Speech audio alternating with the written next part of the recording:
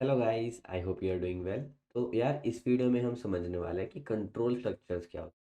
ठीक है, so control structure से मेरा यहाँ पर ये मतलब है, अगर आप कोई कोड लिख रहे हो, ठीक है, तो आपको उसका फ्लो कंट्रोल करना, मतलब कि कौन सी स्टेटमेंट कब रन करेगी ये आप डिसाइड कर पाओ। ठीक है, कि अगर मैं कुछ ये वाला इनपुट दूं तो उससे रिलेटेड ये आउटपुट है। अगर मेरा कोई नंबर, अगर मेरा x इजिकल्स टू 10 है तो ये वाली स्टेटमेंट चले, वरना ये वाली स्टेटमेंट चले।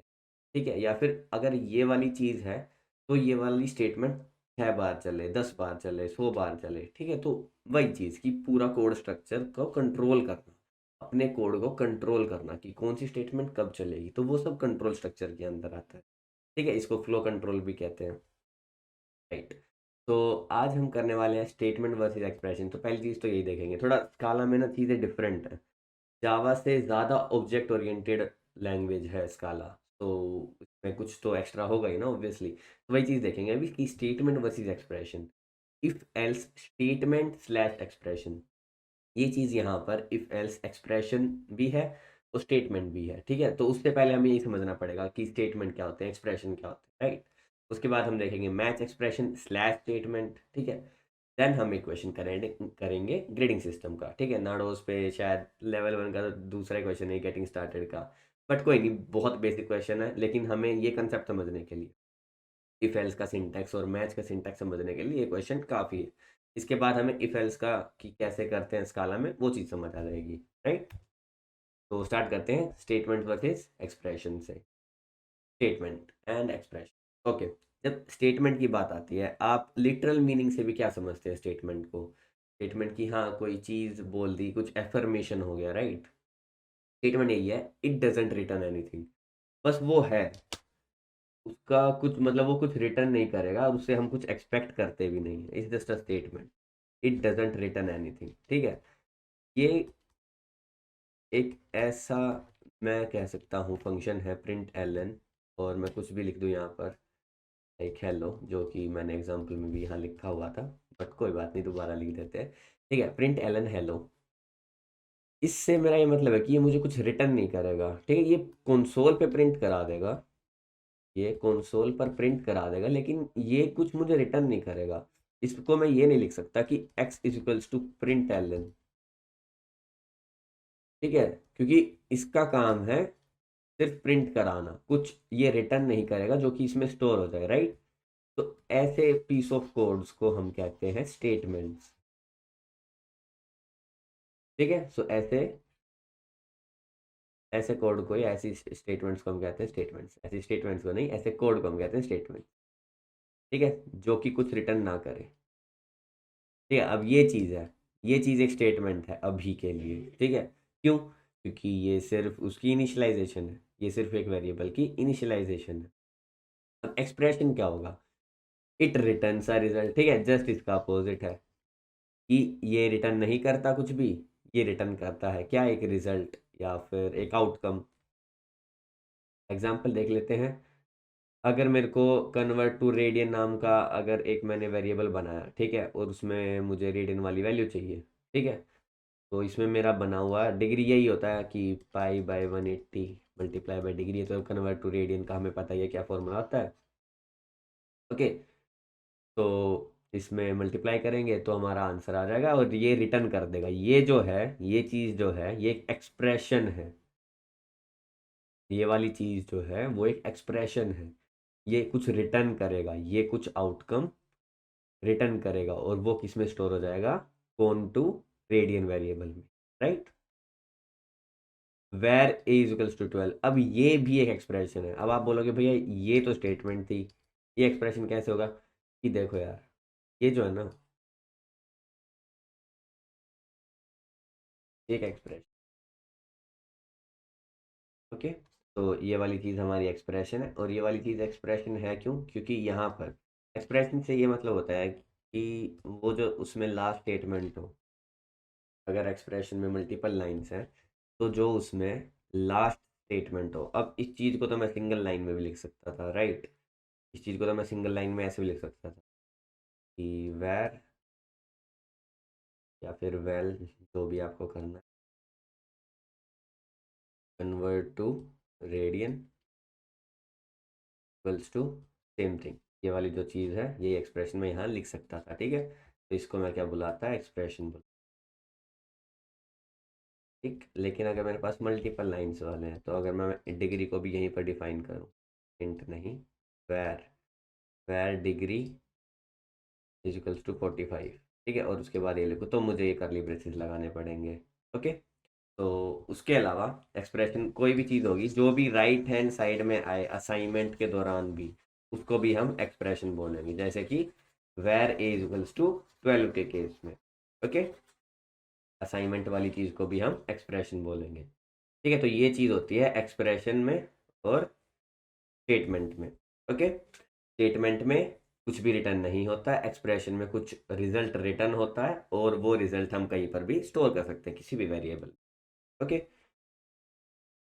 चलो फिर अब देखते हैं कि इफ एल्स एक्सप्रेशन और या स्टेटमेंट क्या चीज़ होती है, ठीक है। तो पहले स्टेटमेंट देखेंगे, ये है, ठीक है। अब ये कोड है, ऑब्जेक्ट बनाया हेलो, डजेंट मैटर, कुछ भी नाम रखो, ठीक है। अब मेन फंक्शन बना दिया, okay. Well X, okay, X की वैल्यू दे दी 81, cool. If X is greater than 80 then print L N this, ठीक है। तो ये देखो यार, ये है सिंटैक्स काला में इफ एल स्टेटमेंट का, ध्यान से देखना। इफ, यहाँ पर कंडीशन, देन, ठीक है। अगर ये पहले लगता था स्काला 2, अगर आप कर रहे होंगे तो उसमें लगता था, लेकिन हम स्काला 3 पढ़ रहे हैं, राइट।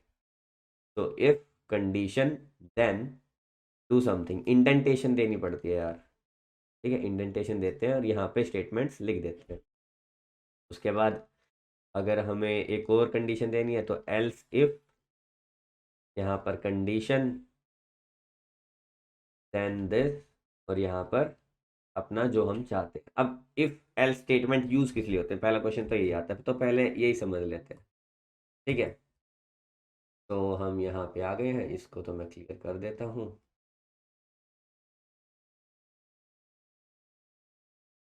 ओके। तो यहाँ पे देखते हैं, ठीक है। सो यहाँ पे लिखा भी हुआ है पहले से, इफ कंडीशन देन दिस। तो इफ एल्स स्टेटमेंट हम इसलिए यूज करते हैं कि अगर मेरे को कोई चीज़ चाहिए कि ये वाली चीज़ हो जाए, अगर ये कंडीशन सेटिस्फाई हो रही है, तो यहाँ पर मैं अपनी वो वाली चीज़ लिखता हूँ कि जो मैं चाहता हूँ। अगर मैं चाहता हूँ कि एक्स की वैल्यू जब 10 हो, तो प्रिंट क्या हो जाए, प्रिंट हो जाए, प्रिंट एल एन या प्रिंट हो जाए यहाँ पर कि the value of x is, okay. तो मैं ये चाहता हूँ, मेरा मेरा मेरे को एक फंक्शन बनाना है, मेरे को एक ऐसा कोड लिखना है कि जिसका काम सिर्फ यही हो। तो मैं वो कैसे करूँगा, सिंपल सी चीज़ है, ये मेरी कंडीशन है। If X equal equal 10, if X equal equal 10, then do this, ठीक है। डू समथिंग के अंदर मैं ये अपनी प्रिंट वाली लाइन डाल दूंगा, ठीक है, सिंपल। एल्स, और जब अगर एक्स की वैल्यू 10 ना हो, तो अगर उसके अलावा कुछ भी हो, तो मैं लिख दूंगा the value of x is not 10, it is not 10, it is something else, या फिर the value of x is something else other than 10, जो भी मैं लाइन यहाँ पर लिखना चाहूँ, ठीक है। तो एल्स स्टेटमेंट में वो आता है जो कि अगर ये कंडीशन सेटिस्फाई नहीं हुई, तो उसकी जगह क्या प्रिंट होना चाहिए।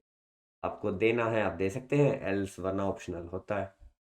वैसे ज़रूरी है, एल्स काफ़ी चीज़ों पे काम आता है, ठीक है। एक और चीज़ होती है एल्स इफ। अब ये तो इफ कंडीशन हो गई, अगर मेरे को एक और कंडीशन चाहिए कि एक्स 10 हो तो भी ले लूँ, और एक्स अगर 20 हो तो भी ले लूँ, ठीक है। तो उसमें केस में क्या करूँगा, मैं एल्स इफ, यहाँ पर मैं कंडीशन दे दूंगा ये वाली कि एक्स इक्वल इक्वल 20, राइट, और फिर मैं कर दूंगा देन, और यहाँ पर दे दूंगा कि the value of x is 20, ठीक है। तो ये कंसेप्ट होता है इफ एल्स का। अब अपनी पीपीटी पर वापस चलते हैं, ठीक है। सो स्काला में यही है सिंटैक्स, इफ कंडीशन और देन लिखते हैं, ठीक है। इसमें ये नहीं लगाते, ठीक है, करली ब्रेसेस नहीं लगाते, सिर्फ ये। और जो अपना प्रिंट कराना वो आप सिंगल लाइन में भी लिख सकते हैं, वरना इंडेंटेशन करके लिखना पड़ता है। इंडेंटेशन पाइथन वालों को पता होगा, मतलब कि जब आप एंटर दबाएंगे, जब देन के बाद एंटर दबाएंगे, तो थोड़ा सा वो टैब करके यहाँ से स्टार्ट होगा, राइट।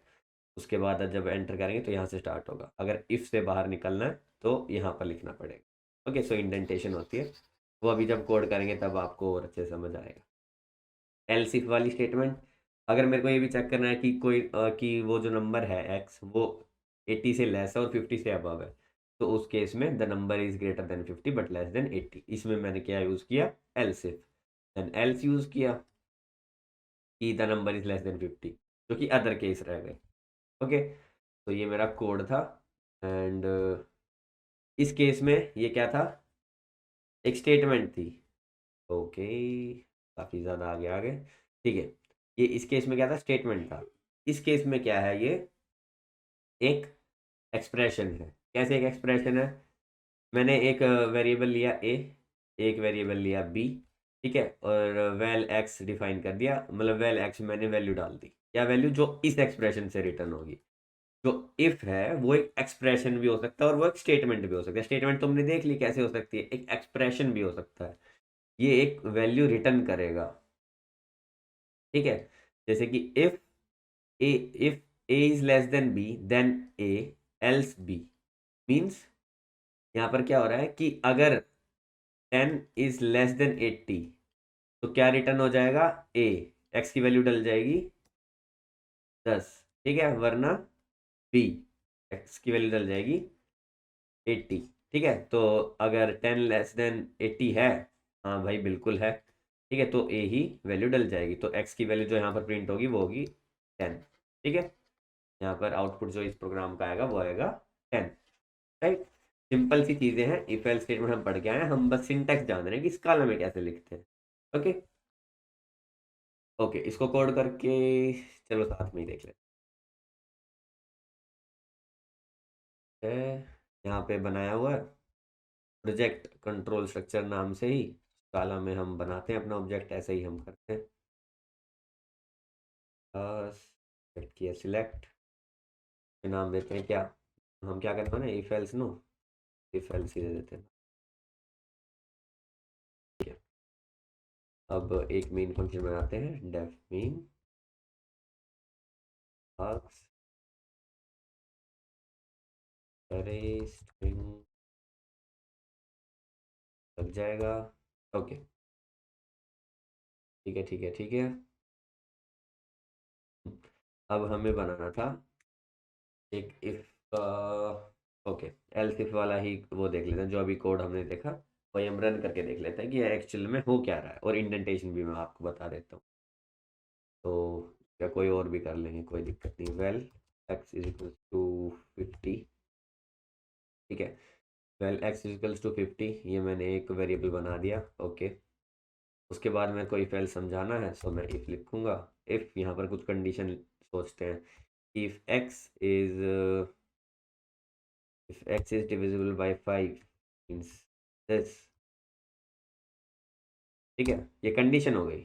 ठीक है, कि x percentage 5 equal equal 0, then do this, what to do, we will do, तो अपनी स्टेटमेंट देते हैं x परसेंटेज 5, सो यहाँ पे देते हैं प्रिंट एलन। ओके, तो यहाँ पे print this is divisible by. Okay, तो जैसे आपने देखा कि ये वाला जो है, इसमें ये इंडेंटेशन आ गई है, ठीक है। सो एक टैब की इंडेंटेशन होती है, इसको इंडेंटेशन कहते हैं, और इसी इंडेंटेशन में अगर आप लिखेंगे तो वो उसको इफ ब्लॉक में ही मानेगा, ठीक है, कि वो इफ का ही वो चल रहा है। जैसे कि अब मैं ये लिखूंगा print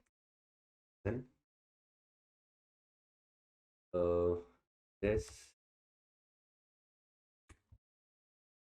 this print statement is inside if. Okay, testing भी हो जाएगी। एल्स, एल्स क्या हो जाए, print the number is not divisible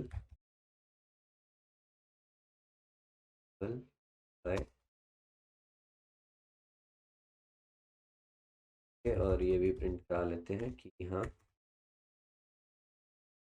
ये वाला जो है this from the, this is from the else block. तो भी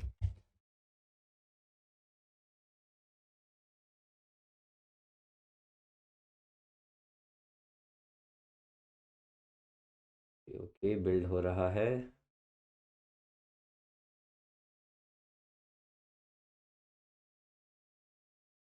the number is not divisible by 5, this is from the else block. Okay, क्योंकि हमने यहाँ पे नोट लगाया हुआ है। मैं यहाँ पे 0, बिल्कुल 0।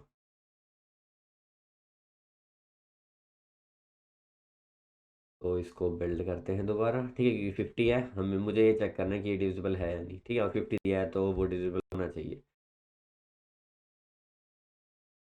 This is divisible by 5, this print statement inside if. ठीक है, अगर कुछ भी मैं इसके बाहर लिखूंगा, अगर मैं कोई चीज़ लिखता हूँ ऐसे, वैसे तो ये तभी माना जाएगा कि ये इफ एल्स एक साथ ही आते हैं, ठीक है, तो इनके ब्लॉक के बीच में मैं कुछ नहीं लिख सकता। अगर इसके बाहर मैं लिखूंगा, जैसे एल्स के बाहर मैं कुछ भी लिखता हूँ, प्रिंट एल एन, अगर ये इंडेंटेशन ना छोड़कर, ठीक है, इंडेंटेशन ना देकर मैं लिखता हूँ दिस इज फ्रॉम, या वेयर इट इज फ्रॉम, ताकि हमें पता चल जाए वेयर इट इज फ्रॉम। ठीक है, तो ये एल्स के साथ नहीं चलेगा। अगर मैं इसको नोट कर दूं, ठीक है, कि वो डिविजिबल नहीं है, फिर ये कैसे चलेगा?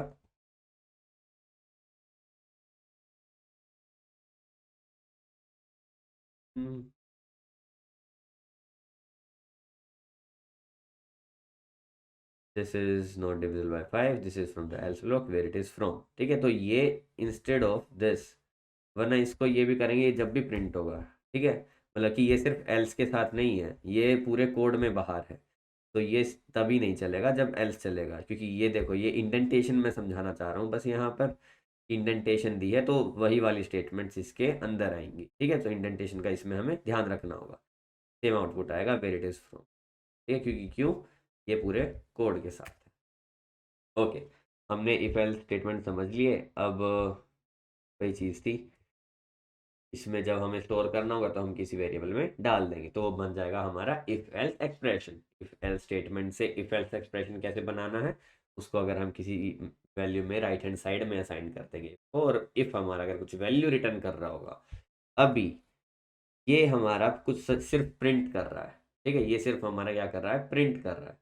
लेकिन अगर मैं ये कर दूं x/5, ठीक है, और इसको मैं स्टोर कर लूँ, val result equals to this, तो देखते हैं, रिजल्ट प्रिंट करा के देखते हैं। अभी के लिए हटा देते हैं println,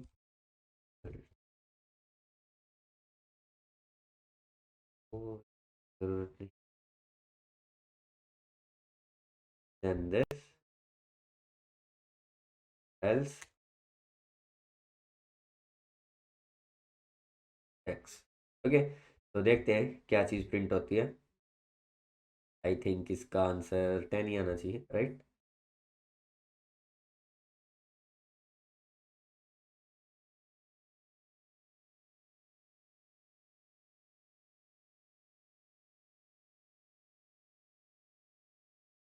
ओके, सी, इसका आंसर क्या आया? 10 आया। क्यों आया? क्योंकि वही चीज़ इसमें इसने क्या रिटर्न किया, x/5। ओके, तो ये चीज़ हमें देखनी थी कि स्टेटमेंट और एक्सप्रेशन में कैसे डिफरेंस है। सेम थिंग, अब आते हैं हम मैच एक्सप्रेशन पे। तो मैच एक्सप्रेशन, आप लोगों ने स्विच स्टेटमेंट सुना होगा, अगर आप किसी प्रोग्रामिंग बैकग्राउंड से हैं, आपने कोई प्रोग्रामिंग लैंग्वेज की है, तो स्विच स्टेटमेंट सुना होगा, जावा में सुना होगा, C++ में सुना होगा। तो स्विच केस या फिर स्विच स्टेटमेंट क्या करती थी, हमारे पास बेसिकली बहुत सारे सिलेक्शंस होते हैं, बहुत सारे केसेस होते थे, इफ़ यू विल रिमेंबर। हमारे पास बहुत सारे केसेस होते हैं, और उन केसेस के हिसाब से हमारे पास कुछ वैल्यूज़ होती थी। ठीक है, अगर हमें सिर्फ एक इंटीजर या फिर कैरेक्टर के बेसिस पे अपनी वो वैल्यू सिलेक्ट करनी हो, तो उस केस में हम स्विच केस यूज़ करते हैं। स्विच का ही भाई लगा लो, ठीक है, मैच एक्सप्रेशन। ठीक है, लेकिन मैच क्या है, मैच थोड़ा एडवांस है। मैच थोड़ा एडवांस है, उससे सिर्फ मतलब स्विच वाली चीज़ें तो हो ही सकती हैं, लेकिन कुछ और एडवांस चीज़ें जो कि स्विच नहीं कर पाता था लेकिन मैच कर पाता है। ठीक है, अब वो क्या है वो देखेंगे, पहले तो बेसिक ही समझ लेते हैं कि क्या चीज़ है वो जो स्विच जैसी करता है। ठीक है, ये वाला कोड देखो, इसमें क्या है, हमने एक वेरिएबल बनाया आई, ठीक है, उसमें 6 डाला। देन डे के अकॉर्डिंग अगर ज़ीरो है, अगर आई की वैल्यू ज़ीरो है, आई की वैल्यू ज़ीरो होगी तो संडे होगा, वन होगी तो मंडे होगा। अभी 6 है तो ये क्या आउटपुट देगा, सैटरडे। अगर मैं डे प्रिंट कराऊँ, अगर मैं प्रिंट एल एन डे करूँ, तो यहाँ पे आएगा आंसर सैटरडे। क्यों? क्योंकि डे में जो वैल्यू रिटर्न हुई है, क्योंकि देखो अब ये क्या है, मैच एक्सप्रेशन, एक्सप्रेशन तो ये भी कुछ रिटर्न करेगा ऑब्वियसली। ऑब्वियसली ये स्टेटमेंट की तरह भी चल सकता है, स्टेटमेंट की तरह भी बिल्कुल चल सकता है, जैसे हमने इफ चलाया वैसा ही चल सकता है, ठीक है। और ये क्या रिटर्न कर देगा, अभी तो एक्सप्रेशन है तो क्या रिटर्न करेगा, सैटरडे। तो डे में क्या स्टोर हो जाएगा, सैटरडे। अगर मैं डे को प्रिंट कराऊंगा तो मेरा आउटपुट आएगा सैटरडे। ओके। ये डिफॉल्ट केस होता है। डिफॉल्ट मीन्स अगर इनमें से कुछ भी नहीं है, अगर मान लो किसी ने डाल दिया आई की वैल्यू 9 डाल दी, 9 तो डे ही नहीं होते यार वीक में, तो 8 डाल दी, ठीक है। और इस केस में तो 7 भी चलेगा क्योंकि इसमें इनिशियलाइजेशन जीरो से है। तो अगर 7 भी डाल दी तो वो इनवैलिड दे देते, ठीक है। जो भी इन ऑप्शन में से नहीं है वो उसमें इनवैलिड दे देगा। इसमें हम रेंज पर भी काम कर सकते थे, इसमें देखो कंडीशन थी, इसमें हम किसी चेंज पर भी काम कर सकते थे। इसमें हम हमारे पास डेफिनाइट वैल्यूज होनी चाहिए एक वेरिएबल की। आई की वैल्यू पर ही सब डिपेंड करता है, आई की वैल्यू जो होगी उसी के हिसाब से केसेस बने हुए हैं, ठीक है। अगर आप ये देखने चलते, इस केस में हमारे पास कुछ रेंज है, जैसे एक्स लेस देन 80 to 50, तो वो पूरे नंबर चेक कर लेगा पास से, ठीक है। यहाँ पर अगर हम करने बैठेंगे 50 से 80, तो हमें पता है भाई कितने सारे केसेस हमें बनाने पड़ेंगे, ठीक है। तो ये थोड़ा डिसएडवांटेज है स्विच केस या फिर मैच स्टेटमेंट का। मैं इसको बहुत स्विच से रिलेट कर पा रहा हूँ क्योंकि यही चीज़ थी जावा में स्विच करके, ठीक है। तो उसी का ही क्लोन है मैच। इसमें कुछ चीज़ें और हैं एड ऑन्स, जैसे कि मैंने बताया, ठीक है। तो ये था स्विच एक्सप्रेशन। इसको अगर कोड करके देखना तो कर लीजिए, वरना चलो देख ही लेते हैं, no problem. Okay okay. Result, वरना ग्रेडिंग सिस्टम वाला करेंगे, उसको स्विच से कर देंगे। बट ग्रेडिंग सिस्टम में तो नंबर्स हैं, उसको करने बैठेंगे तो वही चीज़ हो जाएगी, जो कि उसका डिसएडवांटेज है। स्विच केस में इतने सारे केसेस बनते हैं ना। तो अगर मैं करूँ, इसमें हम करेक्टर भी ले सकते हैं। So okay, var grade equals to B. अगर मेरी ग्रेड बी आई है तो मैं क्या करूँगा, या फिर इसको ओ ले लेते हैं ना, दो ही केस बनाते हैं, ठीक है। दो केस बनाते हैं, दो केस बनाते हैं। ओके। तो ग्रेड मैच, यहाँ पर हमें को चीज़ देनी होगी। तो इसमें आगे जब करेंगे तो ग्रेड मैच, इंडेंटेशन ऑटोमेटिकली आ गई है एंटर दबाने से। के बाद इसमें हम केस बना देते हैं। केस अगर है ओ का, ठीक है, सो उस केस में क्या हो जाए, प्रिंट एल एन और third group is O.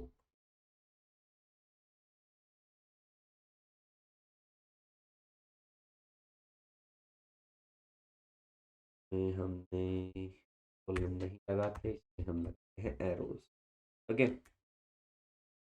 Case अगर है अदर देन दिस तो डिफॉल्ट ही बना देते हैं। यस, क्या हो जाए, print L N your third group is not O.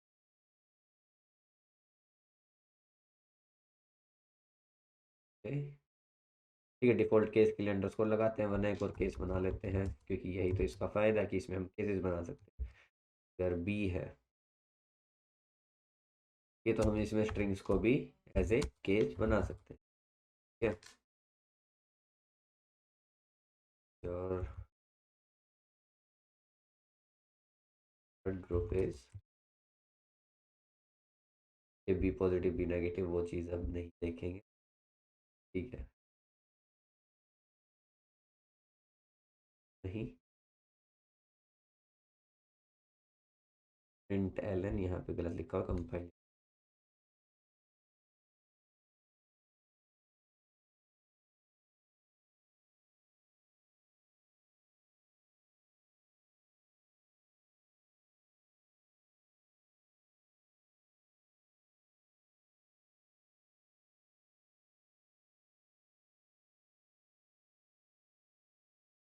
Your blood group is O. क्यों? क्योंकि यहाँ पे ग्रेड की वैल्यू क्या थी? ओ। इसी को हमने क्या किया था, इसके हमने केसेस बनाए थे कि हाँ क्या केसेस हो सकते हैं, और ग्रेड की वैल्यू भी क्या थी? ओ। अभी तो हमने ये किया है, लेकिन अगर हमें इसको एप्लीकेशन बनानी हो कि हमें कुछ दिखाना, तो इसको हम क्या करा लेंगे, इनपुट करा लेंगे यूजर से, सिंपल।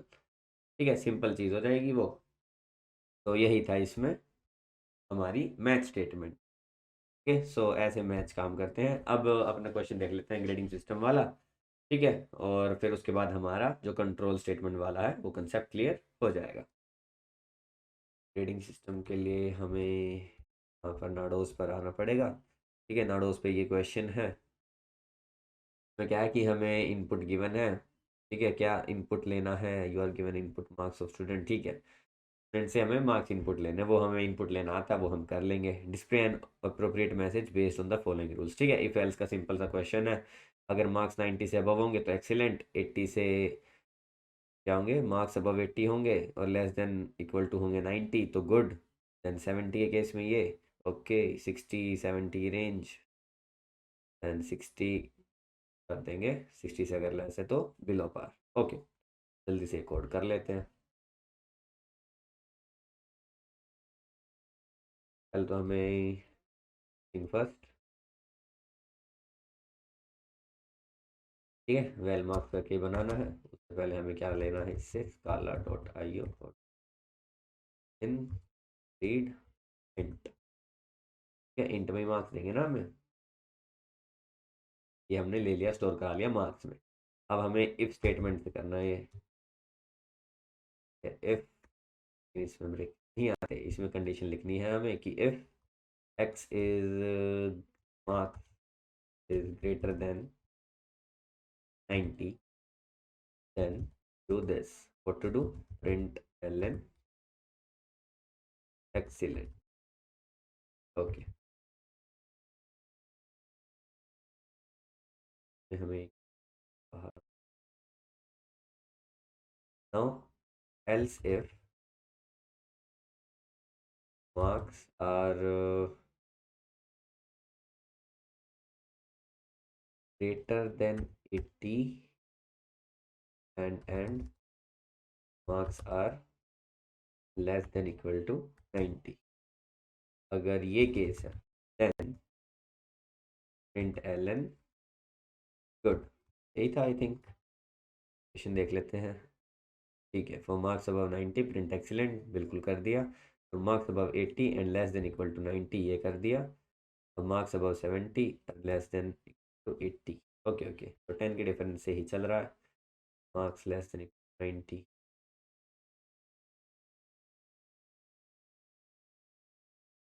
लेस देन,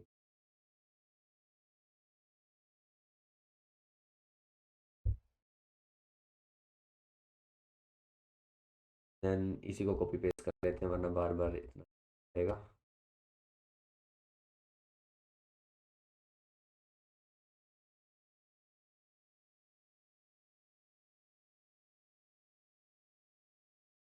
ये 80 go down to 20, then 60, I think 60 तो एल्स में आ जाएगा, 70 वुड बी 80, इससे बड़ा और 70 भी था शायद। for marks above 60 and less than equal 70, for marks above 60 less than equal 70, print, we need to print needs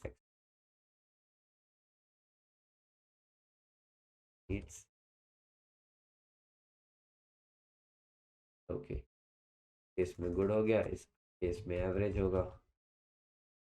ये जो बच गया केस उसको हम किससे हैंडल कर लेंगे, एल्स से हैंडल कर लेंगे। एल्स, एल्स में क्या हो जाए, प्रिंट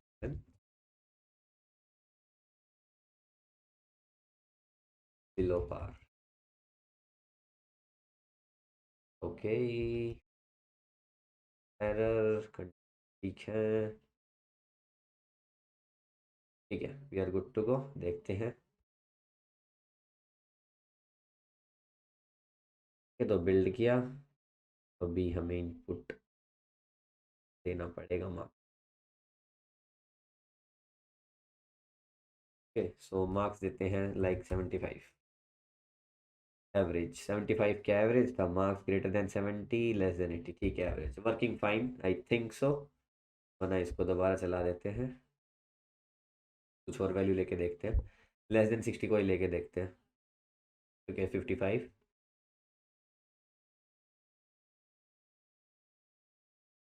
5 किलो पार, ठीक है यार।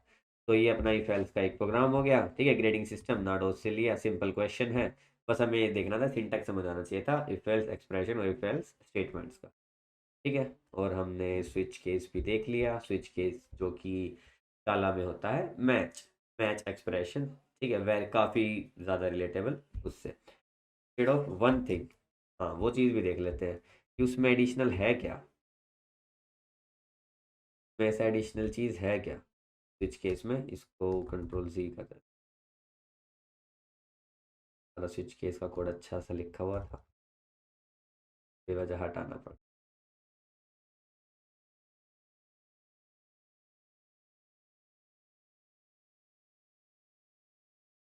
ठीक है, अब ये केस है, अगर मेरे को मान लो इसमें ये, और मेरे को ओ पॉजिटिव और ओ नेगेटिव दोनों वाले चाहिए। तो अगर ओ है, ओ पॉजिटिव है और ओ नेगेटिव भी है, ठीक है, दो केस हैं एक साथ, इनको मेरे को एक ही क्लास में डालना, मतलब इनके लिए मुझे एक ही प्रिंट कराना है। तो ब्लड ग्रुप इज ओ, ठीक है, डजेंट मैटर पॉजिटिव है नेगेटिव है, मेरे को बस ये कराना है। तो केस अगर किसी का बी पॉजिटिव है या बी नेगेटिव है, it doesn't matter to me, मेरे को सिर्फ ये बताना है कि हाँ तुम्हारा ब्लड ग्रुप बी है। Println,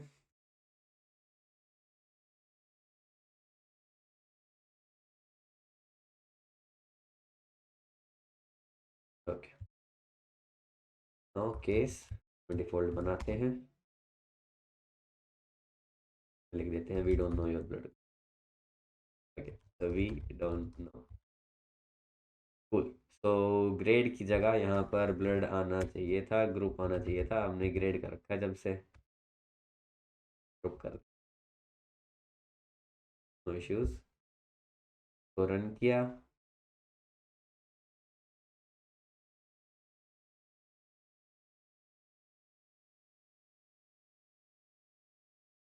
okay your blood group is O, क्यों, क्योंकि ये इसमें आ रहा है ओ पॉजिटिव, अगर मैं ओ नेगेटिव करूँ जब भी यही प्रिंट होगा, ठीक है। सो ये केस है, ये आप स्विच केस में नहीं कर पाते, ठीक है, ये जावा में स्विच केस में हम ये नहीं कर पाते, जबकि मैच की मदद से हम ये कर पाते हैं, ठीक है, कि हम मल्टीपल वैल्यूज पर भी एक सिंगल स्टेटमेंट रन कर सकते हैं, ठीक है। तो यहाँ पर भी हमारा आउटपुट आ गया। तो ये खास बात थी मैच की जो हमने देख ली, ग्रेडिंग सिस्टम भी हमने कर लिया। And that's all for this video, thank